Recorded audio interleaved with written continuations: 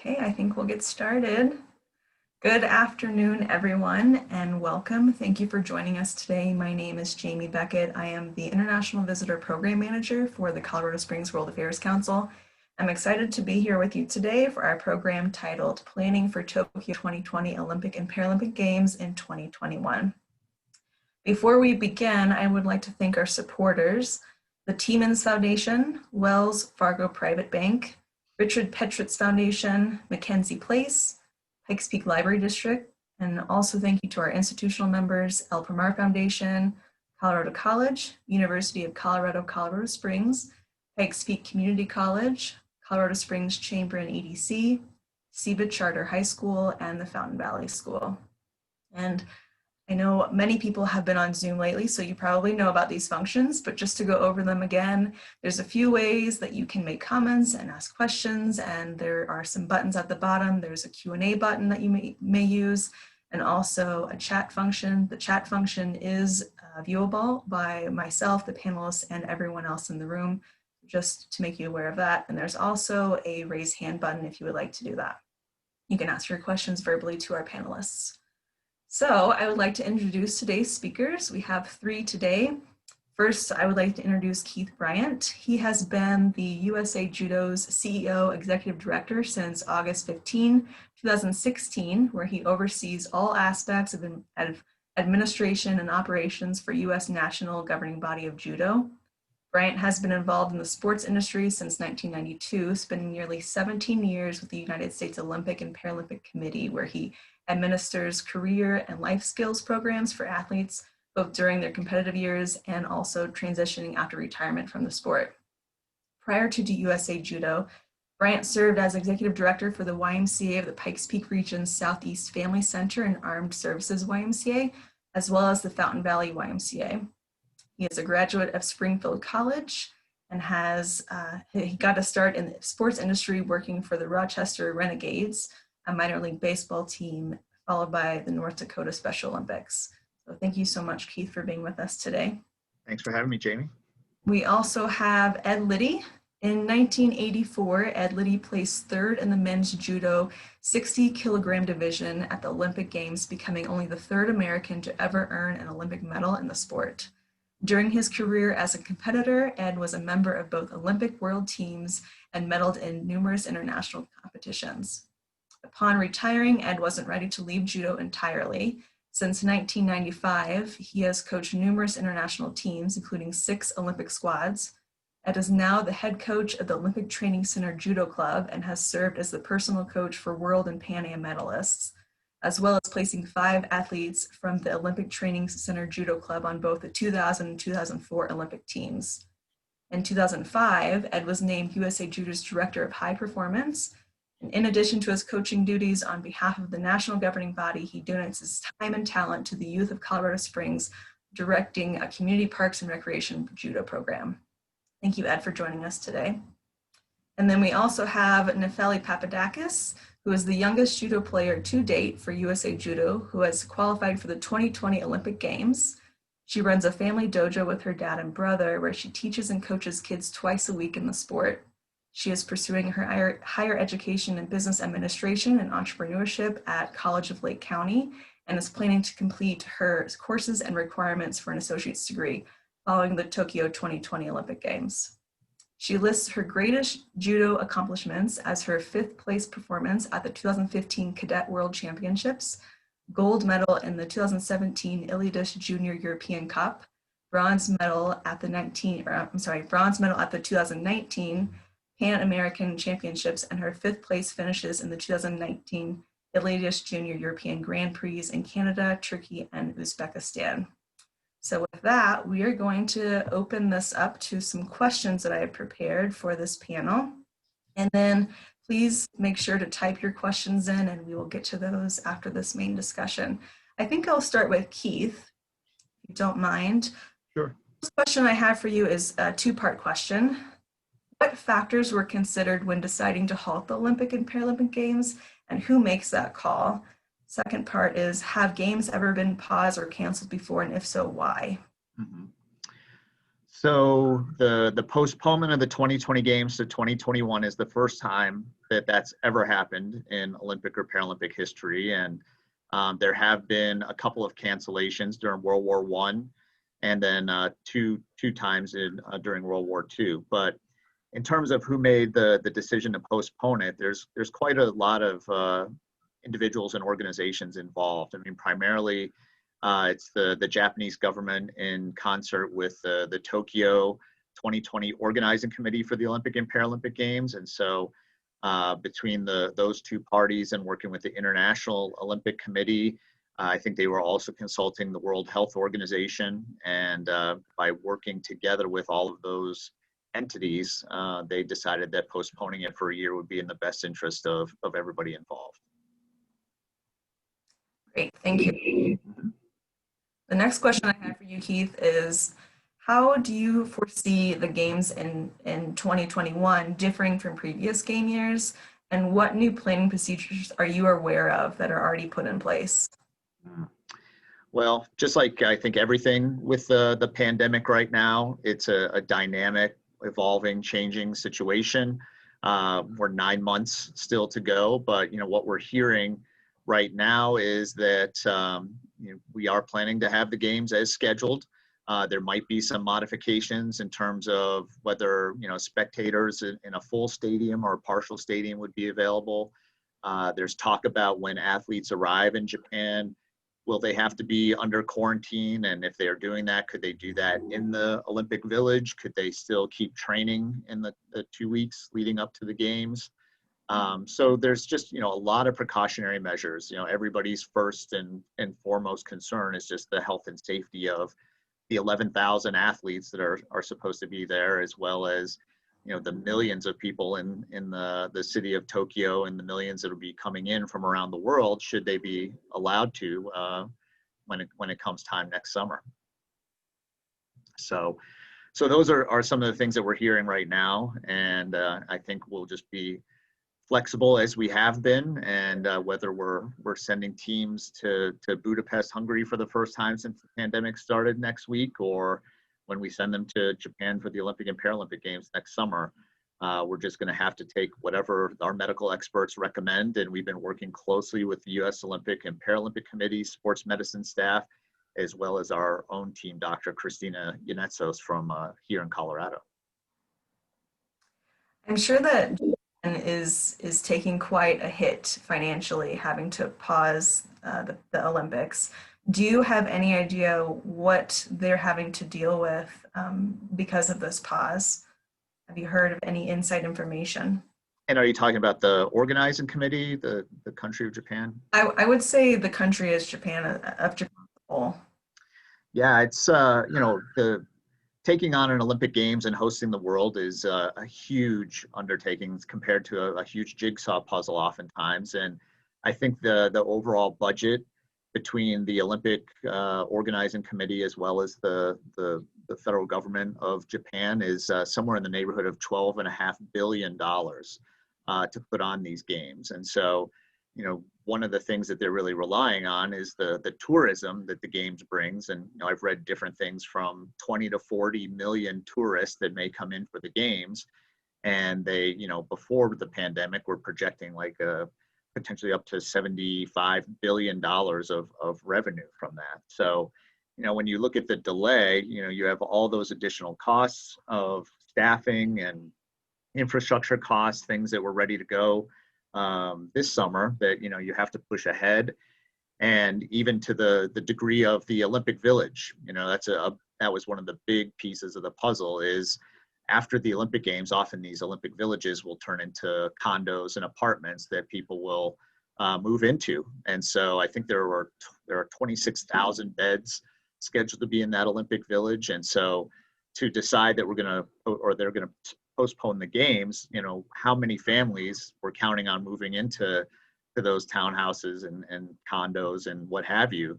And so to try to make sure that that's okay, any of the venues that have been set up either temporarily or for future use, there could be professional teams that are using those facilities. And so there's a lot of pieces involved, and it's a costly endeavor to start with, and postponing it a year is that much more costly.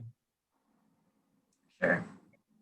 So when was the last time Japan or Tokyo has hosted the Olympics? Yeah. So the last time they hosted the games was 1964, which was actually the first year that judo was introduced to the Olympic agenda.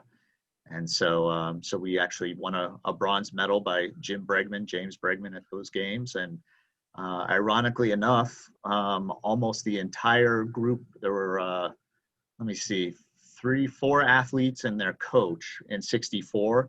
And the coach is still alive at 100, 101 years old. And 3 of the 4 athletes are still living, including Senator Ben Nighthorse Campbell, former senator from Colorado here. Wow, that's really cool. Do you know if they were planning on going as a spectator?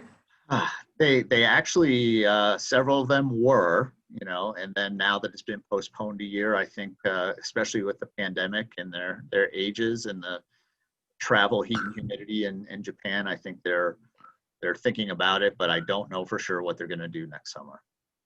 Sure, that makes sense. All right, I have a few questions for everyone on the panel, so anyone who would like to speak up can first. The first question I have is, so there are many athletes who put their lives on hold to compete for the Olympics or the Paralympics, and this pause has added an extra year to training and so much more. So how have each of your lives and work been altered because of this pause? Enough. Um, so for me, I actually took a pause from school for a couple months because it was like with the new year, I was going to stop for a while and kind of just rev up my training schedule and all that because it was supposed to be the Olympics this summer. But now that they're postponed, I started up again and I'm actually doing more classes than I was previously. But it's been a little bit of a roller coaster for us.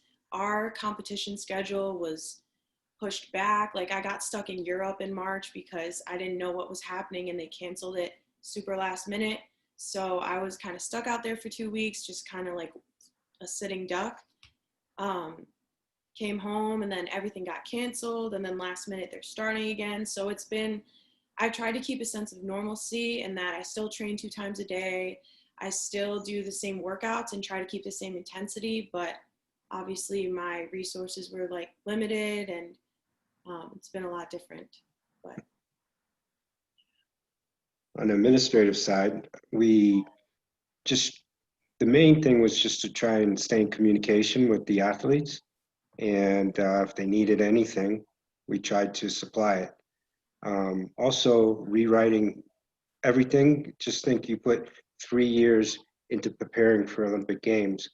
Well, we're reshuffling everything and putting 3 years of writing into 6 months, trying to get ready so that we have a plan for our guys when we start. But you can't have a plan until you know you're opening up.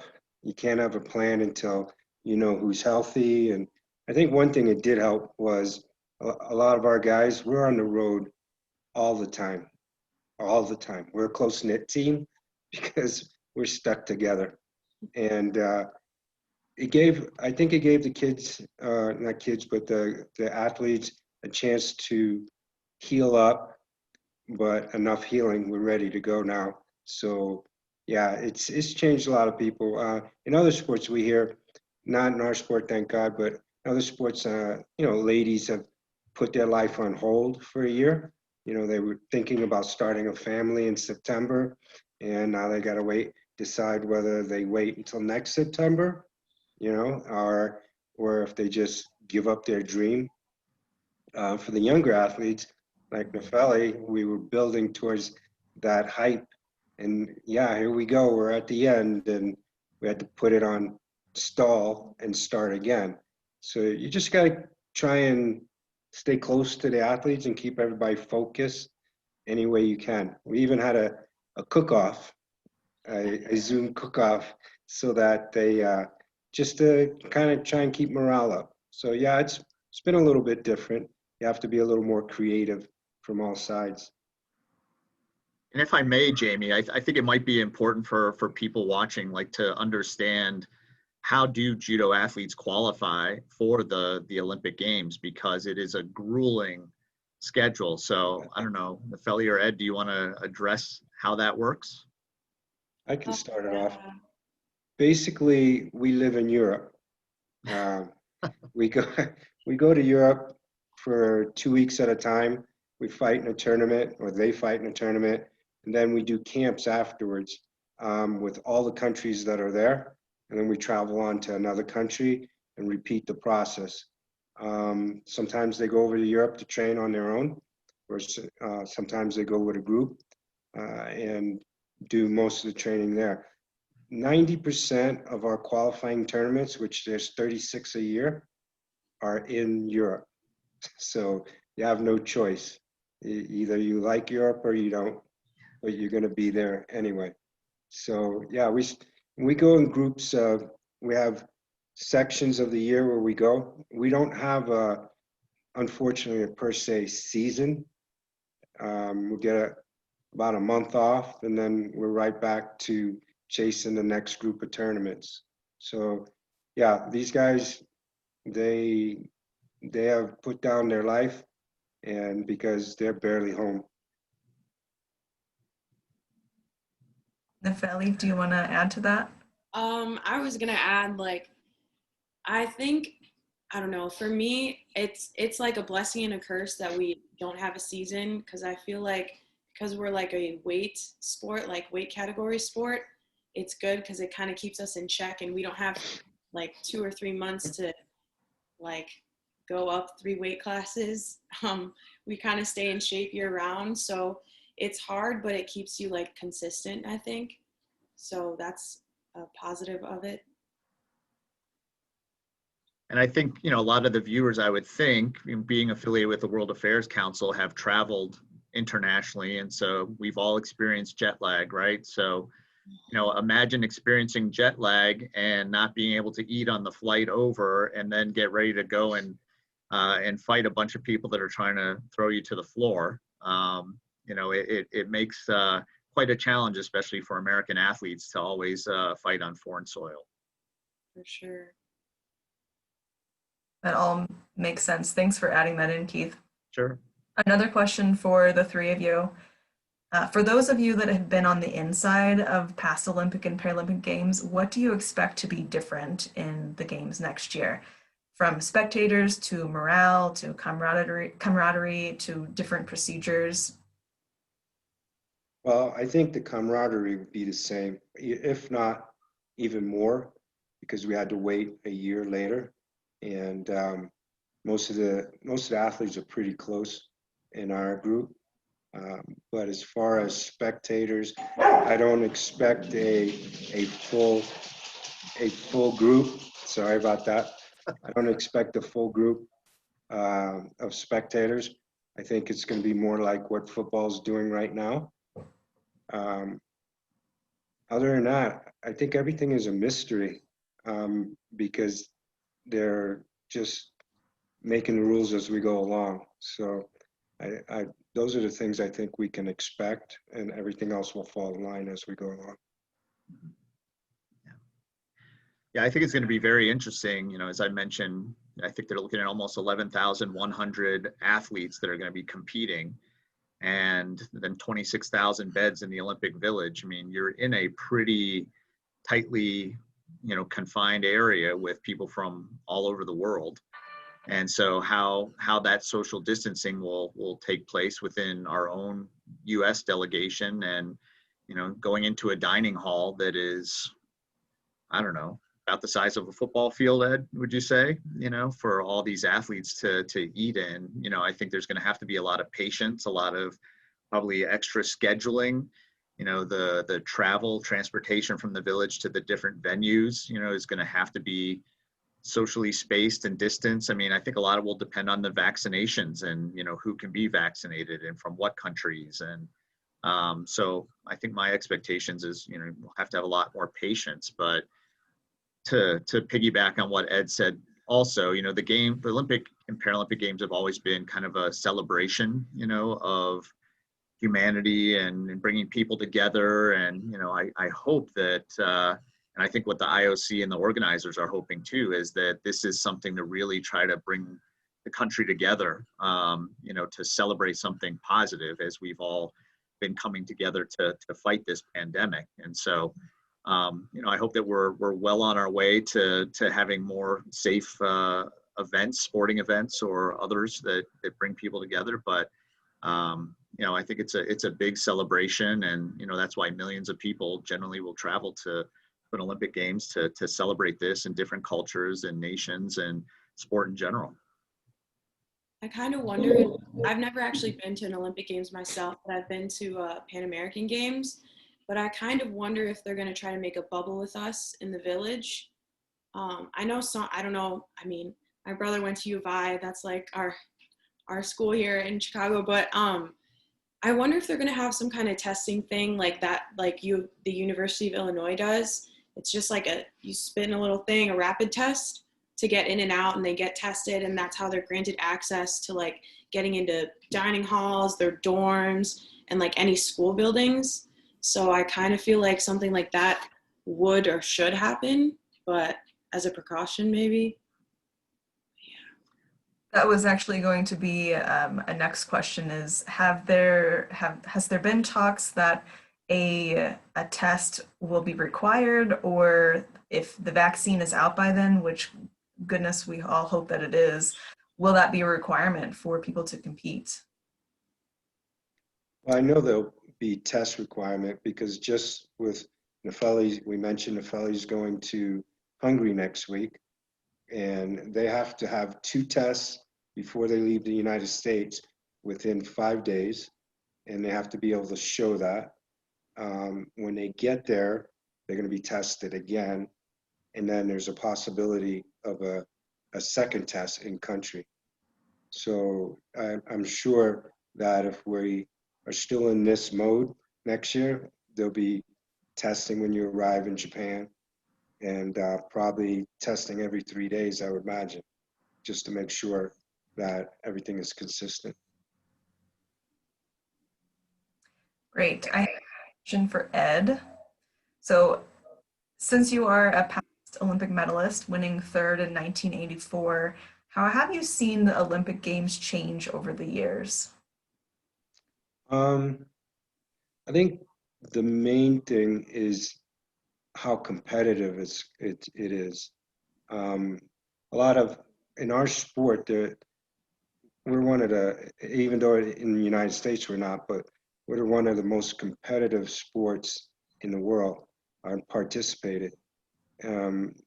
It's just that it's grown immensely, and there's a lot more professionals, i.e. now, and making money. And so when you're making money at a nice level, then it becomes your total profession.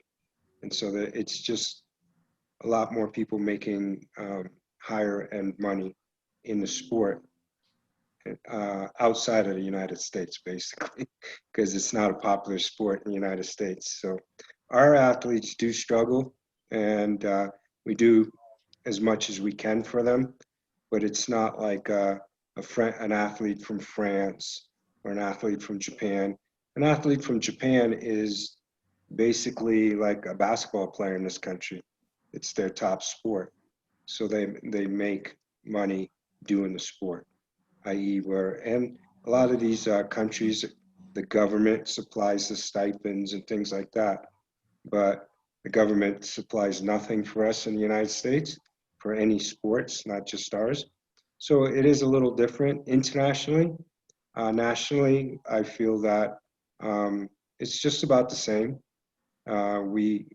We do it for the love of the sport and not for the money of the sport. Keith, since you've been in Olympics for so long, have you seen anything different than what Ed has said? No, I mean, I think it is a lot. I mean, it has become a full-time profession, essentially, to be an athlete at this caliber, to represent your country on the world stage. I don't think people understand how much time has to go into this training, and then also the traveling. I mean, as we've said, with 34 or 36 international events around the world, you don't have many free weekends, and it costs quite a bit. I mean, I think we've estimated it's about $78,000 a year to send a judo athlete around the world to some select competitions. We obviously can't go to all 34 or 36, so you have to be strategic in that way. And I think just the money involved is huge when you look at like broadcasting contracts right now and where we're going with social media and streaming and pay-per-views and things of that nature. And I think it's becoming more and more expensive for cities to host an Olympic and Paralympic Games, and so there's less and less cities that are able to do that. And so you want to spread the movement around the world in different countries, but you look, the 2028 Olympic Games and Paralympic Games are coming back to the United States in Los Angeles, and LA is one of the few, if not the only one, that would be the third Olympic Games that they've hosted. And a lot of that is because the infrastructure is established, and they don't have to put a lot of money into that. So I think that, stakes are higher just in terms of professionalism of athletes and the time commitments, and then also all the costs that are associated with that. It's not like Jim Thorpe finding 2 different shoes in a garbage can at an Olympic Games when his were stolen to run a race. I mean, it's, you talk about the science that's involved too. I mean, periodization and nutrition and all of these things, it's become much more technical. I have a few questions for Nefeli. So as it currently stands, you are the youngest of the judo athletes qualified for the Olympic Games this year or next year. So how did you become involved in the sport, and when were you first exposed to the Olympics? Okay, I was actually first exposed to the Olympics in 2004. My name's Nefeli Papadakis, right? So I'm Greek.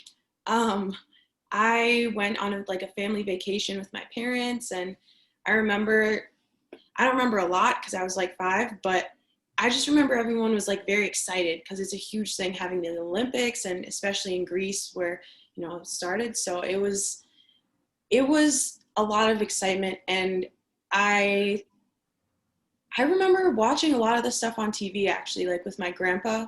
So that's when I was really first exposed to the Olympics. What was the first question? The first question was, how have you become involved in the sport?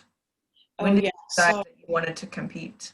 Yeah, my dad flew to the United States for school, and he did like one judo class in college, and he just really, really liked it, and he was really into grappling sports.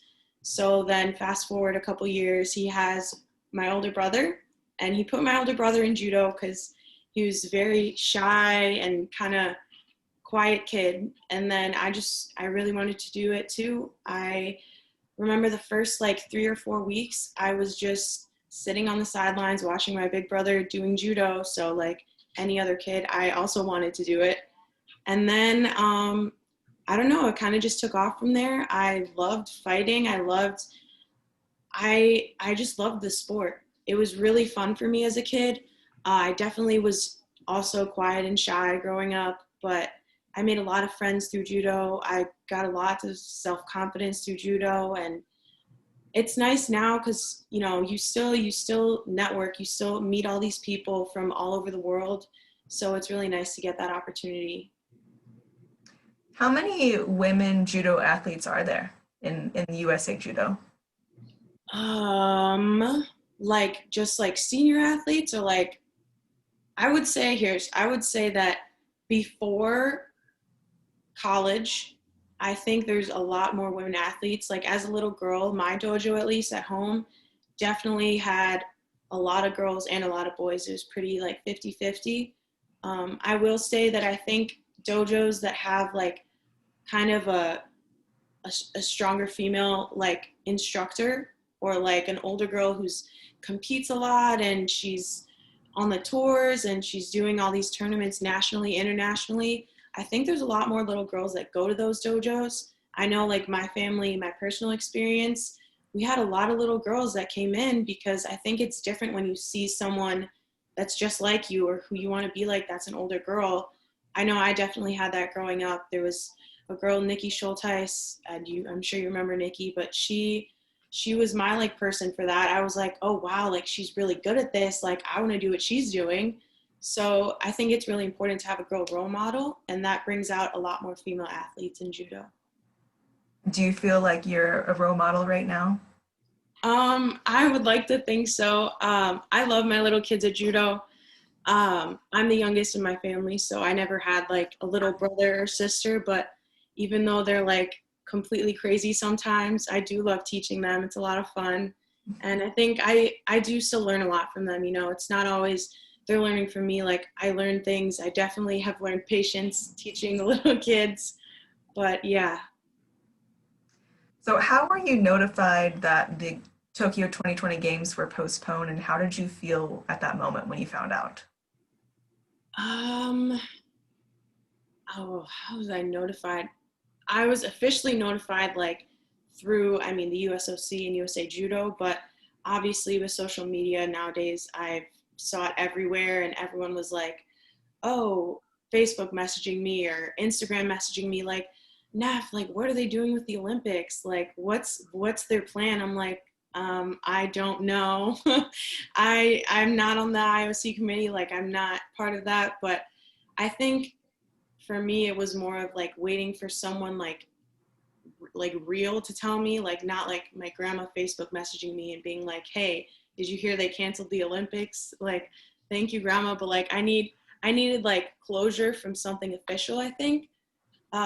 Honestly, because I'm younger and this is like my first run, it was obviously very disappointing, but I was glad they just didn't cancel it.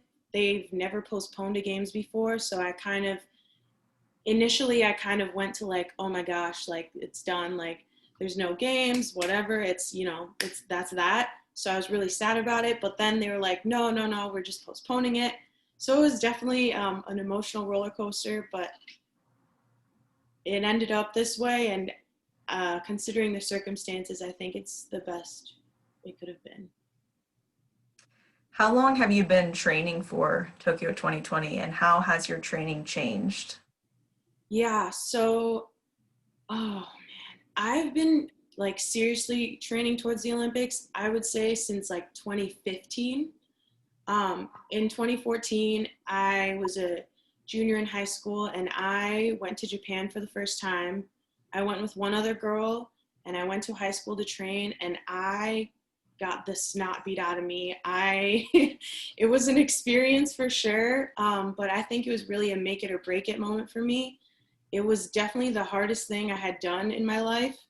I still remember like calling my parents every day and just like, it was so hard for me. Like I would cry. I'd be like, I can't do this anymore. Like bring me home. And my dad was like, you only have like X amount of days left. Like just finish whatever. So I went home, and by the end of it, I realized that, you know, I want to get better at this. I don't want to come back here and have that happen to me again. So I trained really hard the rest of 2014. And in 2015 I took 5th place at the Cadet World Championships, which was also a make it or break it moment for me. It showed me that like my efforts had actually paid off. Like I made a change and there was actually a result from it. It wasn't just another like first round loss, second round loss, or whatever. And then after that, I think I really realized that this was attainable for me. I really want to do this. I'm committed to this. And I started really making judo a priority. So my senior year of high school, I started competing in like the senior world tour, which is like technically juniors for judo is under 21 years old. So even though I was still under 21, I went and did like the senior Grand Prix.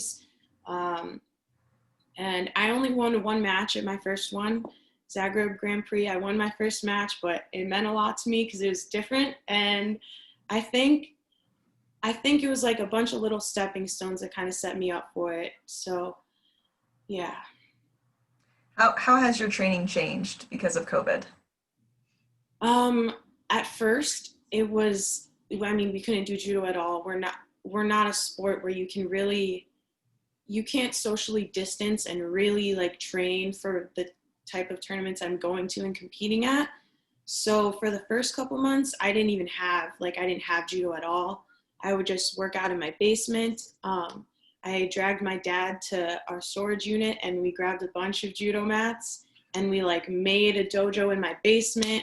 We made a spot for me to lift at in my basement. So I'm still using both of those things. And now when I heard tournaments were potentially starting back up, now I'm leaving next week. So I know they're starting up, but I have like a small group of 4 to 5, 6 of us, and we all get tested regularly. And that's how I've been training during COVID. It's not the same dojo experience where there's like, I don't know, 15, 20, 25 people all working out together. It's very limited just to like specifically training partners for me, really. And that's how I've been doing it the past month or two.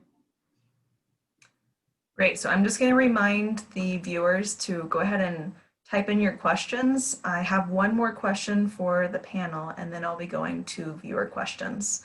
So we know that there's this pause, and we're not really sure what the Olympics are going to look like next year, but what do you think are the positive aspects of this pause? Keith, do you want to start? Sure, give me the hardest one to try to figure out here. Well, I think the positives of it are that, you know, we appreciate, I think, sport in what we do a lot more. I think sometimes when you're doing it day in and day out, you sometimes take it for granted. And so obviously as a combat sport where we spend a lot of time together and in close proximity, and now to not have that happen for quite a while, and, you know, we have more than 400 USA Judo clubs across the country, and now they're challenged with with keeping the doors open, and it's because people can't train, right? And so I think we've really found that we appreciate each other a lot more. Judo's a sport where they say fall down 7 times, get up 8. You know, that's kind of one of the long-term phrases. And so I feel like we're really strong, and but within that strength, there's also a lot of humility and honor and respect that are some of the founding moral code principles of judo. And I think those have just been augmented, I would say, as we try to interact with each other to the best that we can, knowing that we really care and support each other, but not there to give a hug or throw them to the ground. So I would say that's the big thing is the appreciation of just social interaction through sport. And, you know, as a parent of 2 young boys that are athletes, you know, I see it every day too, that's the sport is the highlight of their time right now, the little that they get to do, because it means so much more than just being physically active. There's so much social, emotional learning and interaction that goes with that. And hopefully this shows that, and we can celebrate it again, like I mentioned, when we all get together in Tokyo.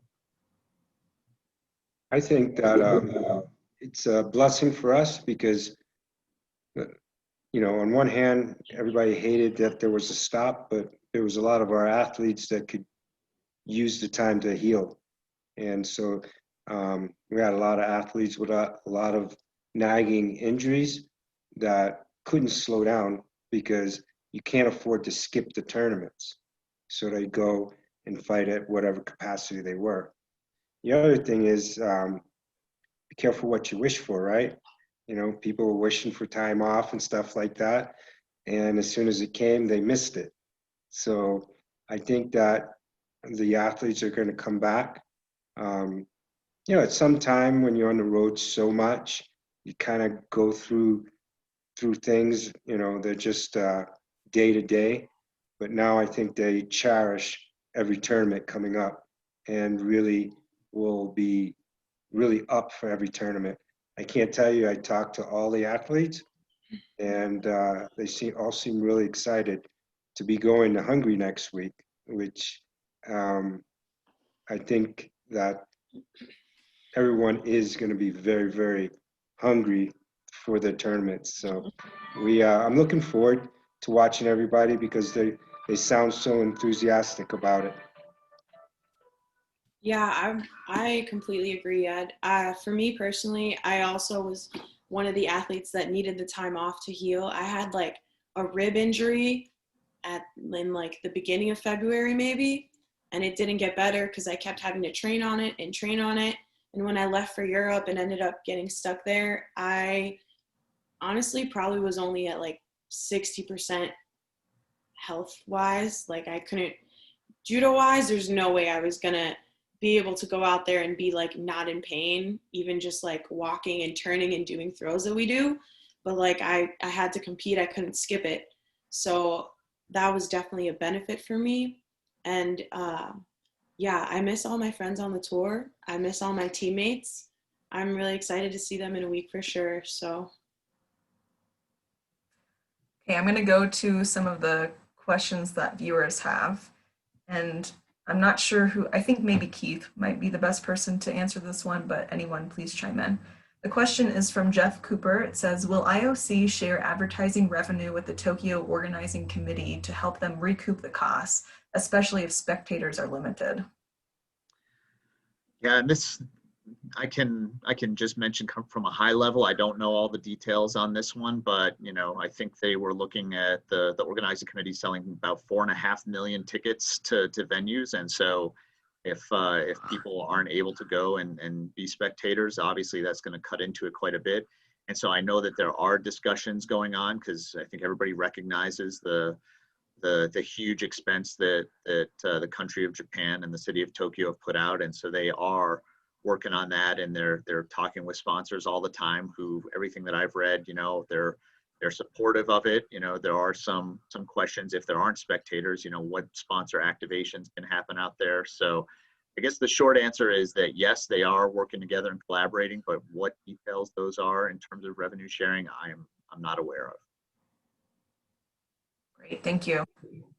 The next question I have from viewers says the Iranians usually field good wrestling teams. Assuming they're strong in judo too, how do world politics affect their participation?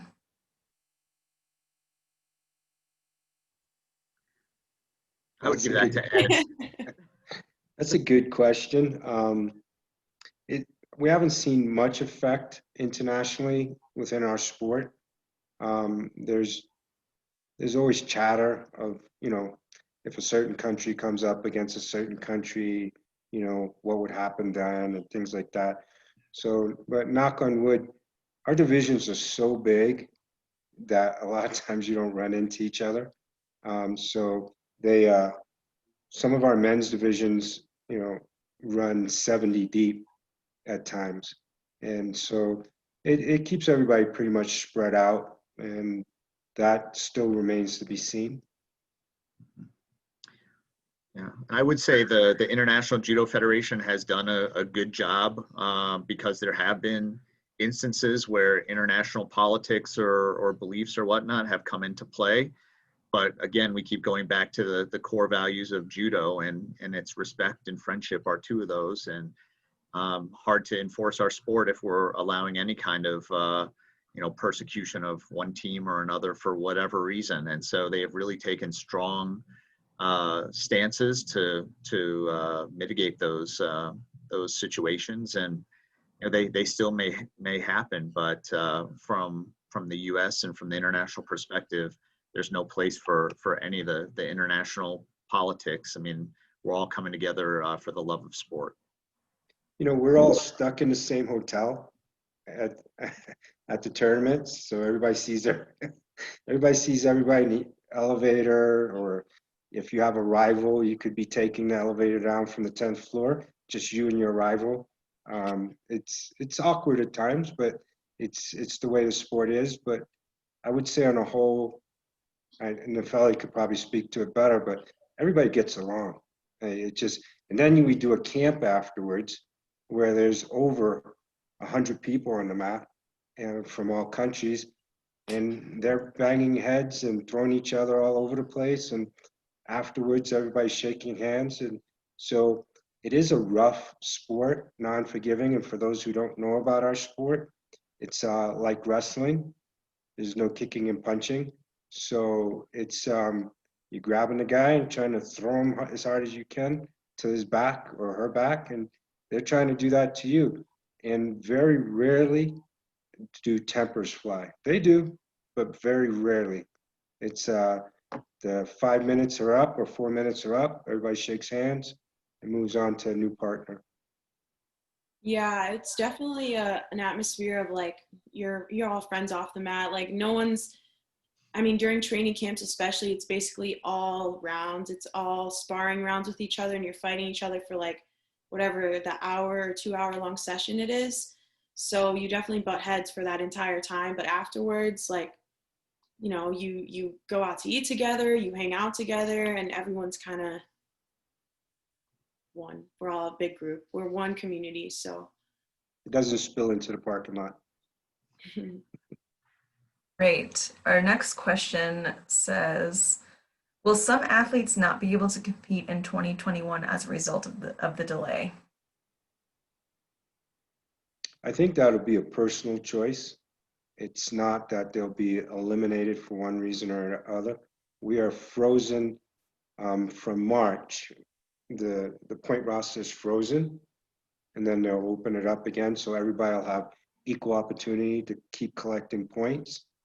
But sure, there'll probably be people in various sports that just decide that, hey, that 1 year was too much for me. I was a little bit older as an older athlete, or, you know, I started my family, or like Neff said, go back to school. So there'll be athletes that'll decide not to go on, but no one will be disqualified because of this little pause. Yeah, our qualifying never, like pre-COVID, it never ended. We still had like 4 or 5 events left. So that's what Ed means, like it was frozen. So we literally just stopped. And now in these next 2, 3, 4 events, they're like restarting to end our qualification for the 2021 games. So that's why ours isn't really the same as maybe other sports that had already finished their qualifying, or I'm not sure what other athletes have with that. Great. One more question I have says, can you speak about the changes that are happening with respect to USOPC governance, and what effect is that having on Team USA? How do you see things changing in years to come? I could probably take that one on since I deal with that on a daily basis. So obviously there's a lot going on in governance right now within the Olympic movement. And, you know, I think it started with, you know, the whole efforts towards safe sport and keeping our athletes safe from any kind of abuse. But what was highlighted with, you know, the USA Gymnastics incident of sexual abuse, I mean, all of us have to, you know, any certified coach, any staff person have to go through the U.S. Center for Safe Sport Training. We have to go through background screens. You know, we do pay money from USA Judo as well as the U.S. Olympic and Paralympic Committee to the U.S. Center for Safe Sport. So, you know, we're doing whatever we can to keep athletes safe. I mean, that is everybody agrees on that. And then the implementation, you know, we continue to work out as a national governing body of 6 people to try to administer that on a country the size of the United States can be challenging. But, you know, we do the best we can, and we do know that anybody that is getting that coach certification and interacting with minors is going to go through that training. The other thing that's come up recently is just the representation by athletes. Typically in the past, we've had to have 20% of our board of directors or our committees be comprised of elite athletes within the last 10 years. And so now with some federal legislation that's come out, you know, that is going to go up to 33%. That has to be in place by the end of next year. Some sports are already taking it on, as well as the U.S. Olympic and Paralympic Committee. So that'll give athletes a stronger voice. And, you know, there'll be representation of athletes within the last 10 years, but also they have some 10 plus athletes. So athletes that may have been retired for some time, but have some professional or personal attributes that they can contribute to leadership of the organization. So, you know, we're all about pushing, you know, transparency and fairness and those kind of things, but ultimately athlete safety is really the number one initiative, I would say, within the Olympic movement right now. There's a question for Nefeli. It asks, how do you prioritize your training program to prevent and compensate for injury before and after an event? Ooh, Good question. It really just depends. So for me, you know, especially right now, because we haven't had tournaments for a while, I've been going like really hard at training, like a lot of rounds, a lot of like high paced drills, a lot of gripping stuff for me. I think the last like probably 2 practices, so maybe the last 6 days or a week out before I leave for an event, it'll be more tapering, more like technical stuff, and just like tightening everything up, like making sure all the aspects of my game are kind of covered and I have more of a strategy going.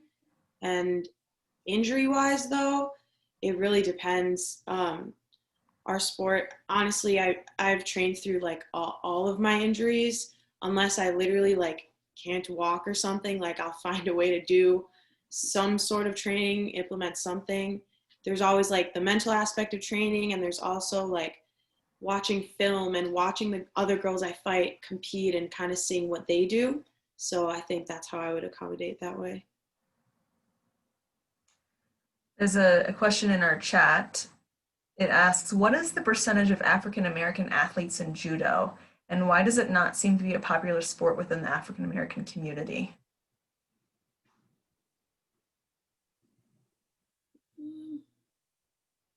Yeah. You're on mute, Ed.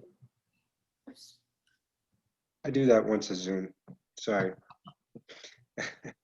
I would say that there's about 25%, 30% of African Americans. There's been a fair share of African Americans on our Olympic team. It's just gotten into some of the inner cities. In Atlanta, it's in inner city Louisiana, and so I think the number is going up.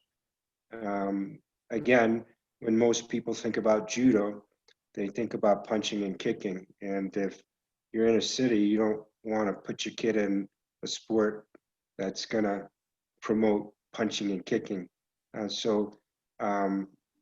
people are starting to look at it more as a sport. And so they join.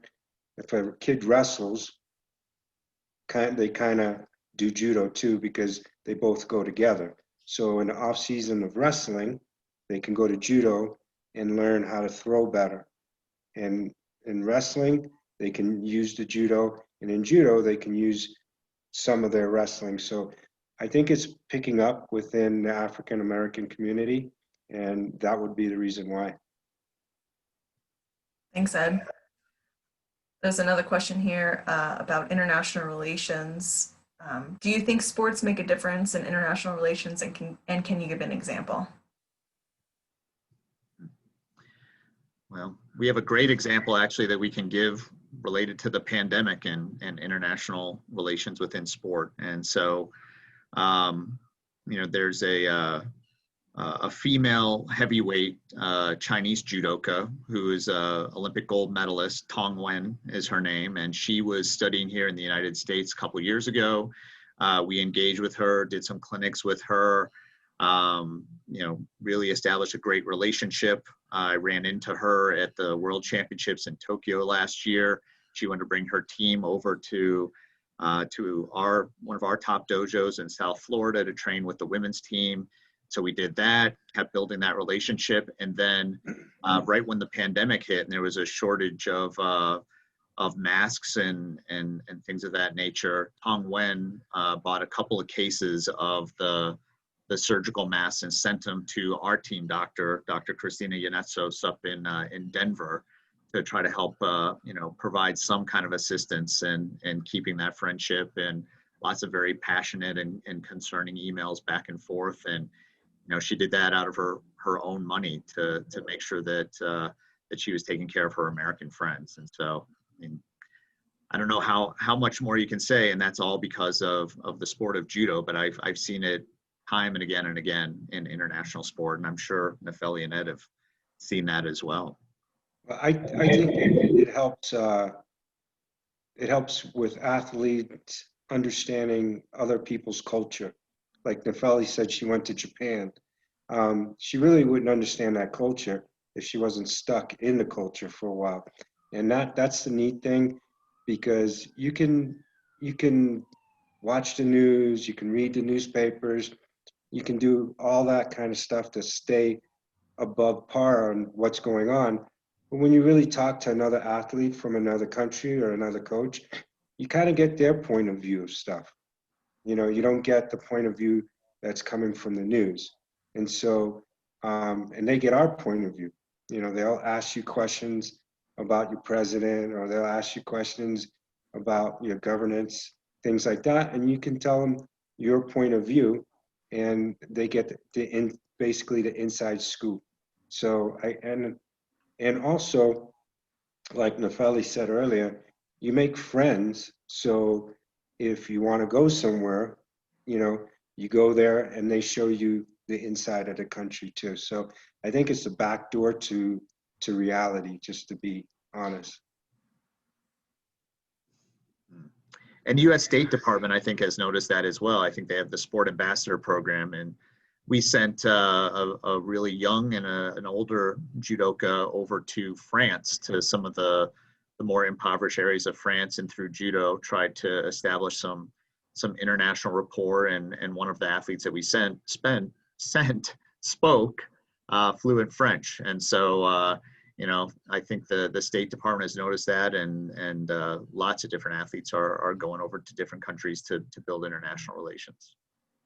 Sometimes I know at like the past senior world championships we had a couple of the athletes like go to smaller dojos in Japan and kind of like teach a little bit, and with the younger kids. For me, when I go to Greece to visit family and stuff, I have like 1 or 2 small dojos there that I'll go and I'll, you know, show face and like show up, teach some judo, and kind of get to know everybody there too. So it's nice that our communities, it's a very like give back kind of community. We have just 1 minute, and I have one more question. It asks, with the economic success of UFC around the world, has this affected any of the techniques being emphasized in competition? How has it affected training, if at all?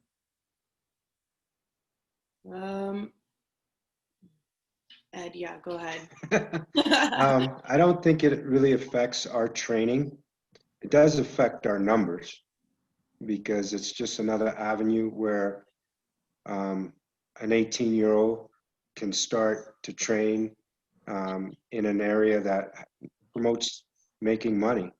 And then so now, in the last couple of years, before it was 18, 19, 20-year-olds, now they're starting at 10, 11, 12 in MMA gyms.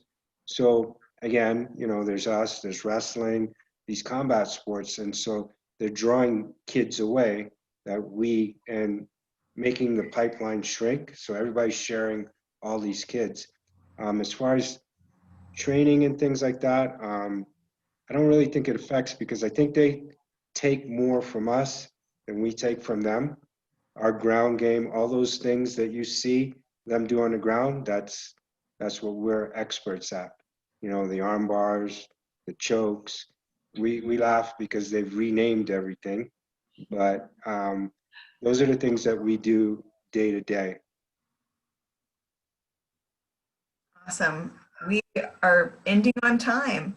I want to thank everyone for being with us today, and a huge thanks to our speakers, Keith, Nefeli, and Ed. Thank you so much for being with us today and sharing your perspective on the delay, the pause, the postponement of the Olympics. We wish you the best, Nefeli, in competing next year, and we're excited to watch you in your sport. So I just want to say to our viewers, there are more programs coming up, and we hope that you will join us. To find out what's coming up next, go to our website, which is csworldaffairs.org. You can also follow us on our social media sites. We are on Facebook and Twitter. Our next program is actually scheduled for Tuesday, October 20th, which is next Tuesday. It's an evening program from 5:30 to 7:30, and that is with Ambassador Kurt Volker. The title of that program is Building the Post-Election, Post-COVID World. I want to give our greatest thanks to everyone who is staying active as members and supporters of the World Affairs Council during this time. Thank you so much for your support. We are glad that we are still able to offer you these types of presentations, these speaker series, and we hope that you will continue to watch in or to join us when we do have in-person events. So thank you so much to everyone. Thank you to the panel. Thank you for Thank having you. me. Thanks for having us, Jamie. Thank you. Have a great day, everyone. You as well. Bye-bye. Bye-bye.